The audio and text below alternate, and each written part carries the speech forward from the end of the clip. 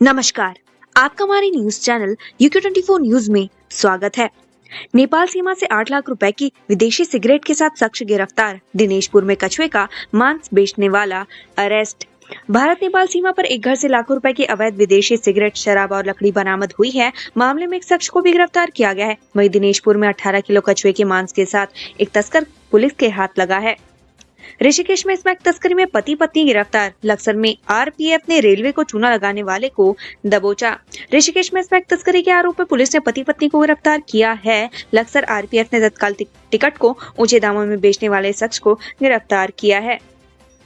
उत्तराखंड के मंगलौर में ईंट भट्टे की दीवार गिरने से हादसा, 6 लोगों की मौत, 2 घायल। उत्तराखंड के मंगलौर में ईंट भट्टे की दीवार गिरने से खौफनाक दुर्घटना हुई है। मलबे में दबकर 6 लोगों की मौत हो गई, 2 लोग गंभीर रूप से घायल हुए हैं। पूरा प्रशासनिक अमला ग्राउंड जीरो पर मौजूद है।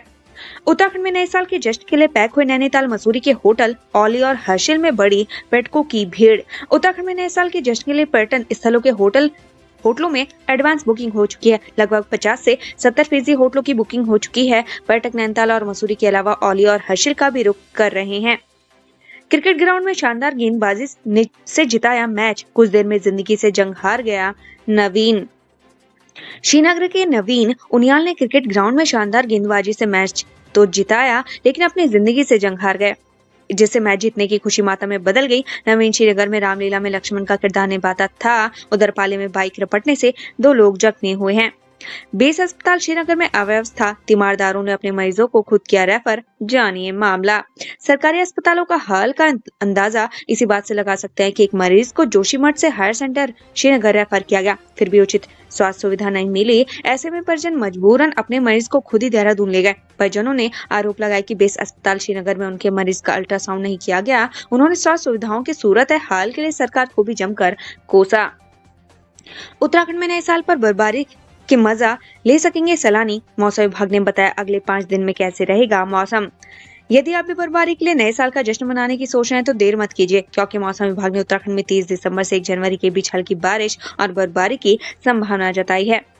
भू कानून और मूल निवास के बाद उत्तराखंड को केंद्र शासित राज्य बनाने की उठी मांग। जनसंघर्ष मोर्चा अध्यक्ष रघुनाथ सिंह नेगी ने उत्तराखंड को केंद्र शासित प्रदेश बनाने की मांग की है। उनका कहना है कि केंद्र शासित राज्य बनने के बाद उत्तराखंड को लूट खसोटने वालों पर लगाम लगेगी।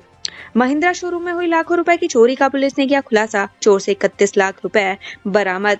राजधानी देहरादून में बीते दिनों महिंद्रा शोरूम में हुई लाखों रुपए की चोरी का पुलिस ने खुलासा कर दिया है। इस मामले में पुलिस ने एक व्यक्ति को गिरफ्तार किया है, जिसके पास से पुलिस को चोरी के 31 लाख रुपए भी बरामद हुए हैं।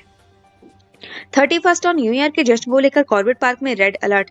ई सर्विलांस से चप्पे चप्पे पर रखी जा रही नजर। आमतौर पर वन और वन्यजीव तस्कर उस खास मौके का इंतजार करते हैं जब कोई फंक्शन चल रहा होता है या फिर वनकर्मी व्यस्त होते हैं। अब 31 और न्यू ईयर भी आने वाला है। ऐसे में शिकारी और तस्करों के कॉर्बेट में दाखिल होने के मद्देनजर कॉर्बेट नेशनल पार्क में रेड अलर्ट जारी कर दिया गया है। चप्पे चप्पे पर बारीकी से नजर रखी जा रही है। केदारनाथ हाईवे पर चल रहा सड़क चौड़ीकरण का काम खतरे की जद में आया। खाटगांव। केदारनाथ हाईवे पर सड़क चौड़ीकरण के कार्य से खाटगांव खतरे की जद में आ गया। यह गांव ठीक हाईवे के ऊपर स्थित है। ऐसे में नीचे से बरसात के दौरान लैंडस्लाइड होने का खतरा बढ़ गया है। उधर कार्यदायी संस्था ने सड़क कटिंग के काम को लेकर समय निर्धारित नहीं किया है, जिसकी वजह से लोग जाम में फंसे रहे हैं। बेटी बुआरियों को कौथिग में सीएम धामी ने की शिरकत। टिहरी को 415 करोड़ की योजनाओं की दी सौगात।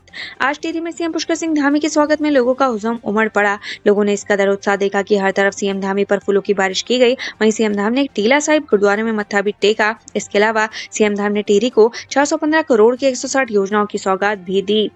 आम लोग ही नहीं, कांग्रेस से भी बीजेपी के इस विधायक के हुए मुरीद मूल निवास आंदोलन के समर्थन पर छाए। उत्तराखंड में जब मूल निवास प्रमाण पत्र और भू कानून को लेकर राजनीतिक दल स्पष्ट रूप से कोई जवाब नहीं दे पा रहे हैं, तब भाजपा के विधायक का बयान चर्चाओं में है। आम लोगों के साथ ही कांग्रेस भी इस भाजपा विधायक की सराहना करते हुए दिखाई दे रहे हैं। गजब। वनाधिकारी के आवास के बाहर से चंदन के 8 पेड़ों को काटकर ले गया पुष्पा, भनक तक नहीं लगी।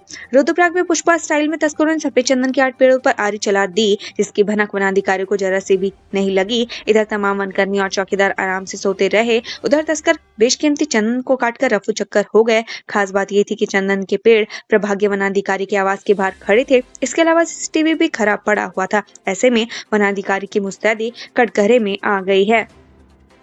पकड़ा गया 3 महिलाओं को मारने वाला भीमताल का आदमखोर बाघ, गाय का शिकार कर फंदे में फंसा, रात भर चला ऑपरेशन। भीमताल का आदमखोर बाघ पकड़ लिया गया है। युद्ध स्तर पर चले कैच टाइगर ऑपरेशन को सोमवार रात सफलता मिली। वन विभाग की टीम को पता चला कि बाघ ने गाय को मारा है। इसके बाद वन विभाग की टीम घटनास्थल पर पहुंची। आखिरकार कई घंटों की मशक्कत के बाद वन विभाग की टीम के जाल में फंस गया और उसे ट्रैंक्विलाइज करके पकड़ लिया गया। बाघ को पकड़ने का ऑपरेशन रात भर चला। 10 रुपए टिप देने पर पहले तू मैं फिर चली गोली, 8 आरोपी गिरफ्तार। मसूरी में 3 मोबाइल चोर भी अरेस्ट। देहरादून में शराब पे टिप देने को लेकर उपजे विवाद में गोलियां चल गई। अब पूरे मामले में 8 लोगों को गिरफ्तार किया गया है। इस मामले में 3 पक्षों में विवाद हुआ था, जिसमें एक युवक के पैर पर गोली लगी तो दूसरे के सिर पर चोट लगी है। वहीं मसूरी में पर्यटकों के मोबाइल पर हाथ साफ करने वाले 3 साथी को पुलिस ने दबोचा है। नए साल के लिए औली तैयार, बर्फ देखने उमड़ रहा पर्यटकों का हुजूम, जाम कर रहा परेशान। नए साल के लिए औली तैयार है। यहाँ लगातार पर्यटकों का हुजूम उमड़ रहा है। किस्मत पर लगभग सारे होटल और रिजॉर्ट पैक रहे। हालांकि औली में पर्यटकों को बर्फ नहीं मिली, लेकिन ऊपर गौर से पहुंचे पर्यटकों ने बर्फ का जमकर लुत्फ उठाया। दिव्य आध्यात्मिक महोत्सव। यूपी के डिप्टी सीएम बोले, सनातन पर हमला करने वाले मिट गए, पताका विश्व में फहरा रही। हरिहर आश्रम में चल रहे दिव्य आध्यात्मिक महोत्सव के तीसरे दिन यूपी के डिप्टी सीएम ब्रजेश पाठक कार्यक्रम में पहुंचे। इस दौरान उन्होंने कहा कि सनातन पर हमला करने वाले मिट गए, लेकिन सनातन की पताका आज विश्व भर में फहरा रही है। ग्रेजुएट युवाओं के लिए 2 साल में आयोग ने निकाली केवल 3 भर्तियां, नौकरी के लिए युवा परेशान।